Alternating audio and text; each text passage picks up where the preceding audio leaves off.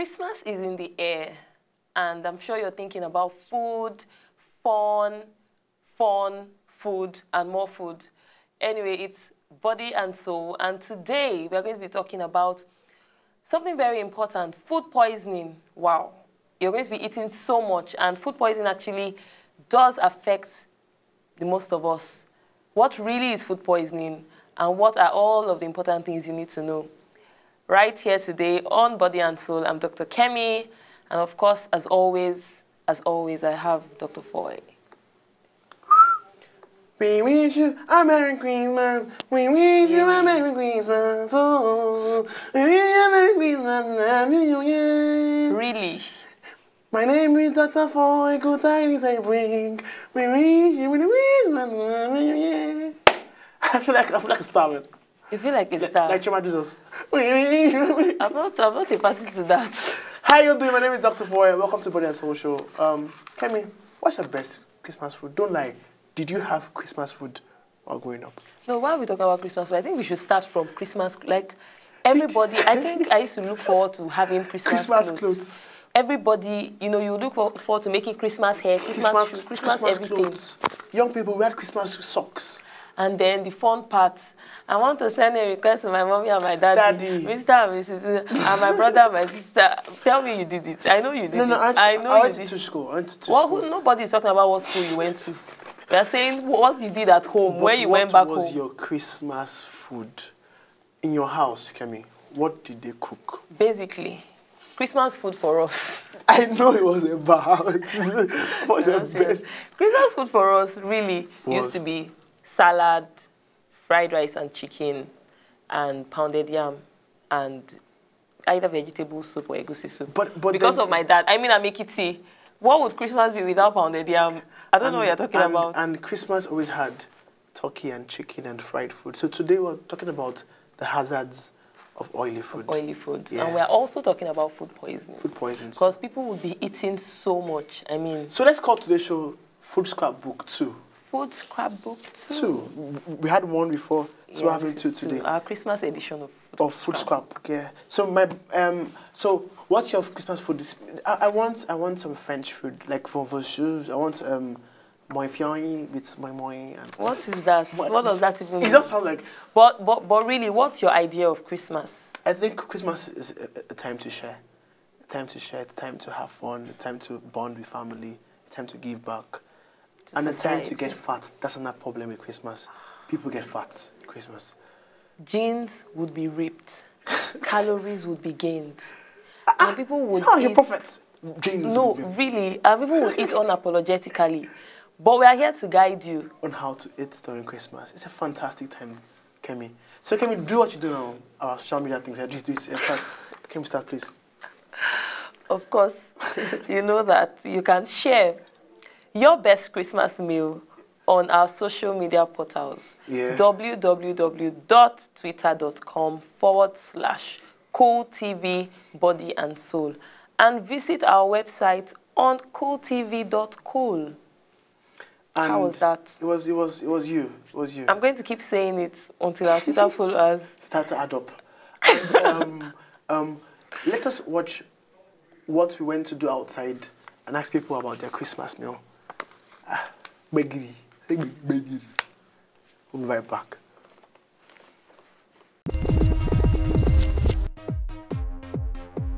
My favorite Christmas food is owo soup and stash. Pounded yam and egusi soup. My favorite Christmas meal, that should be pounded yam with good native soup with lots of meat and fish. With Christmas meal, everybody, we don't dance to rice now. Jollof rice and chicken. If we dey lucky, they put salad on top. But at this age now you go feed yourself.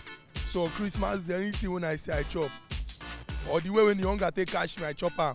But I dey think of maybe make I try yellow garri and egusi soup. Amala and gbegiri, definitely. My favorite Christmas food would be fried rice and chicken. Yeah. Of course, my favorite Christmas meal is rice. Fried rice, that does it for me. With just a little bit of chicken, that's all. Ogba. Do you know what Ogba is? It's an Igbo food. Ogba and stockfish. My favorite Christmas food is pounded yam and Benesit soup. My favorite Christmas meal is Indomie Spalala. I don't know if you've heard of that before.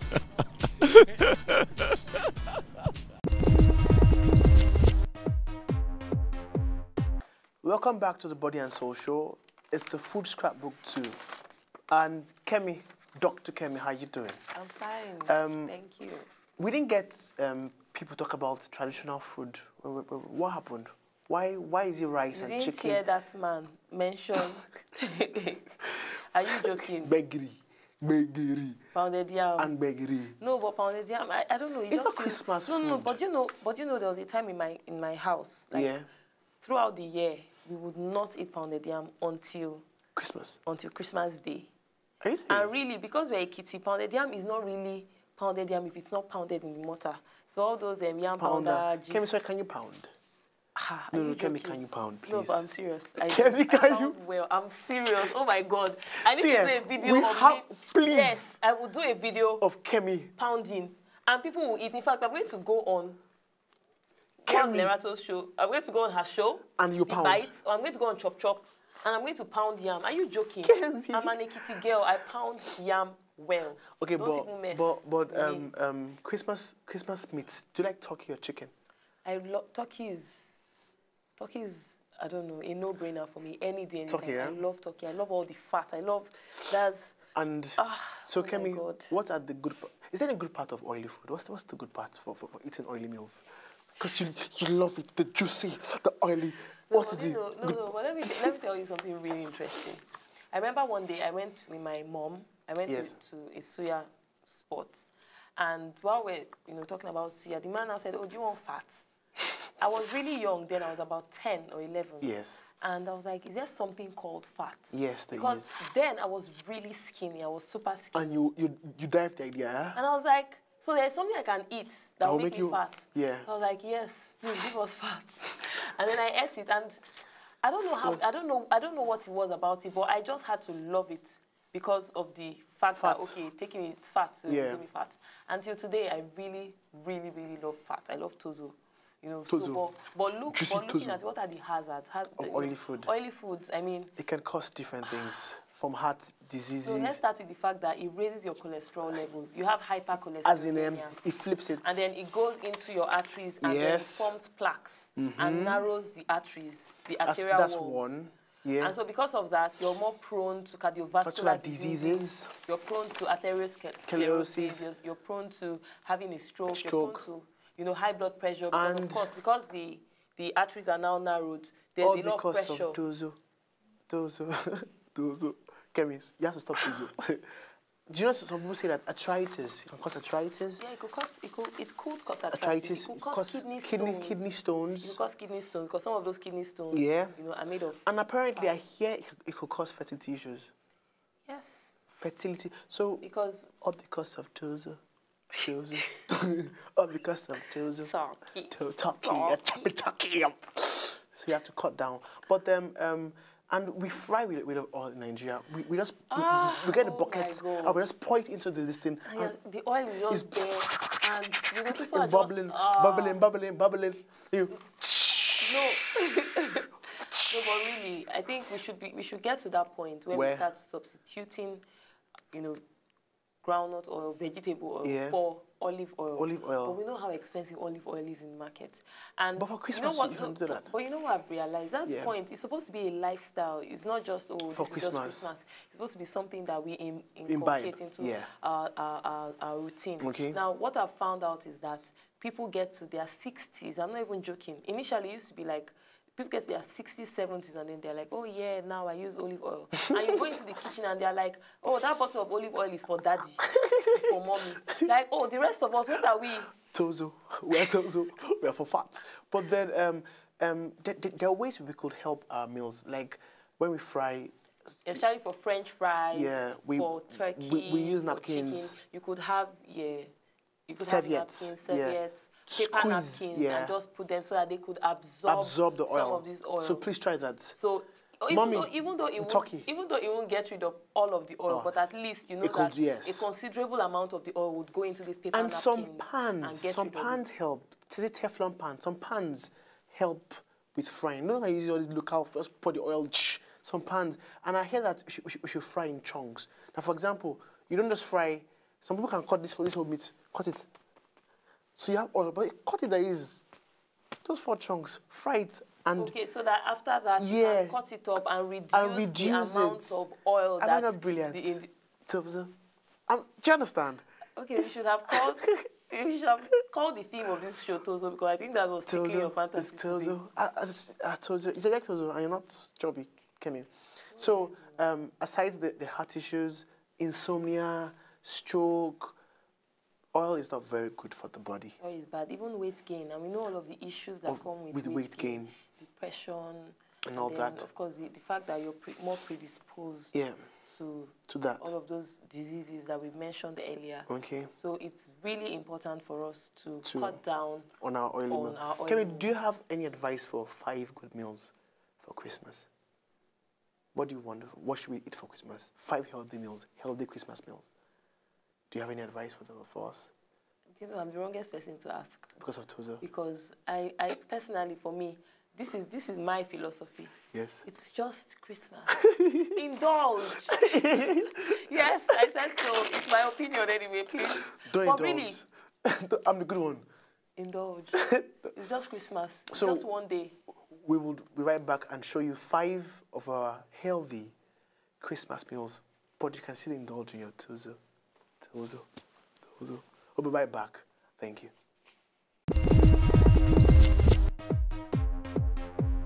Christmas is one of Nigeria's most beloved holidays, where each region celebrates their meals with its own lineup of traditional dishes.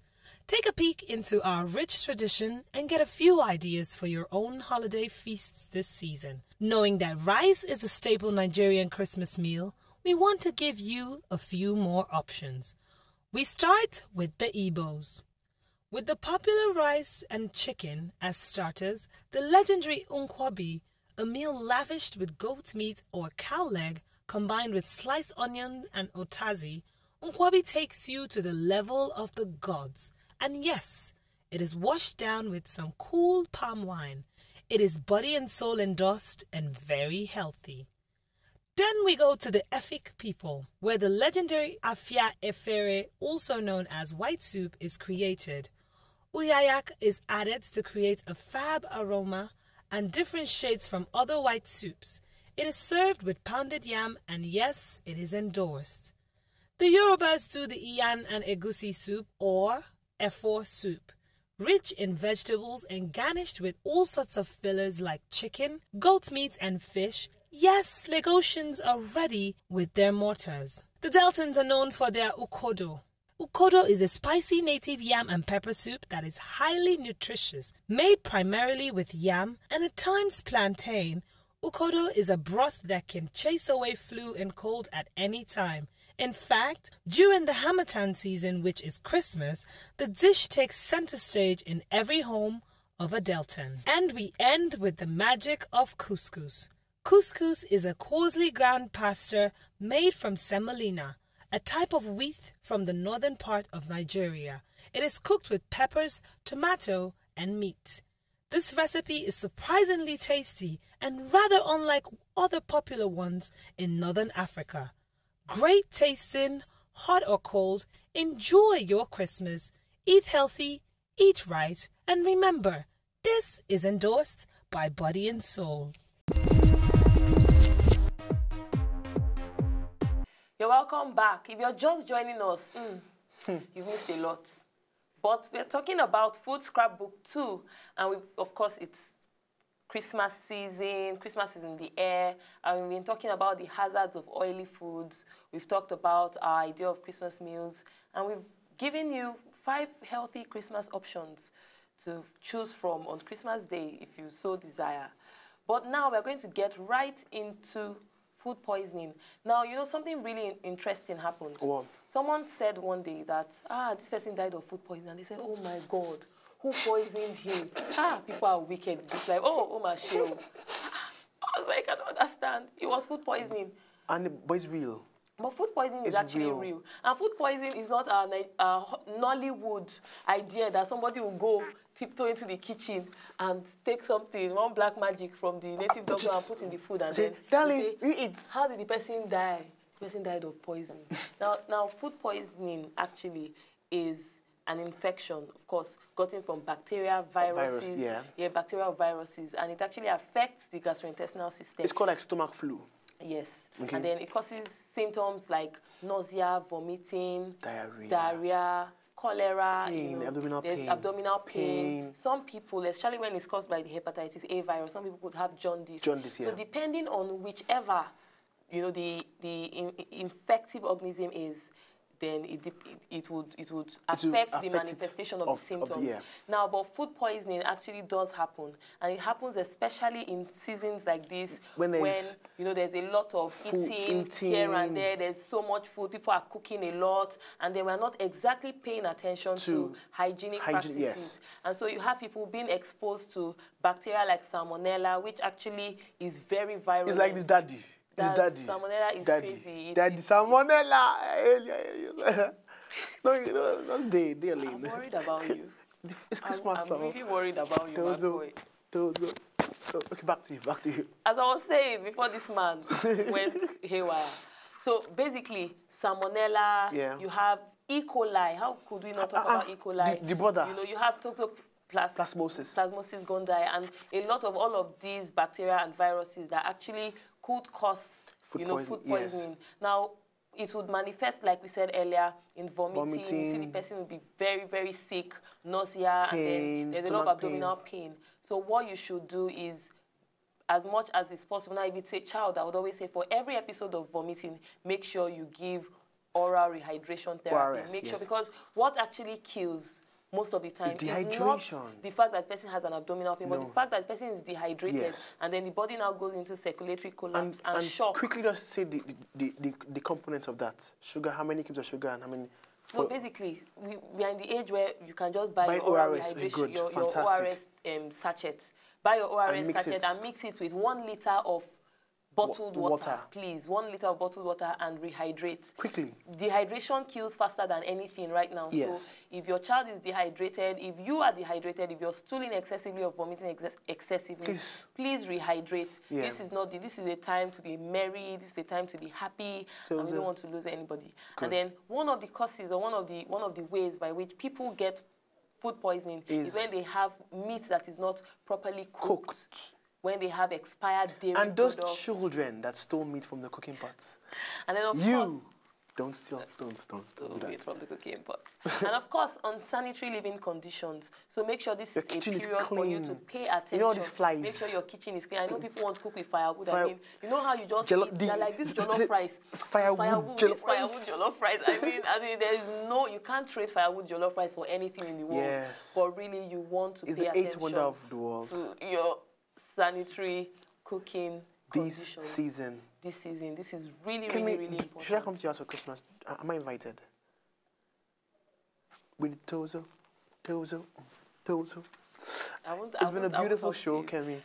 But before we wrap up, of course, you know that you can follow us on all our social media portals, www.twitter.com/cooltvbodyansoul, and visit our website, www.cooltv.cool.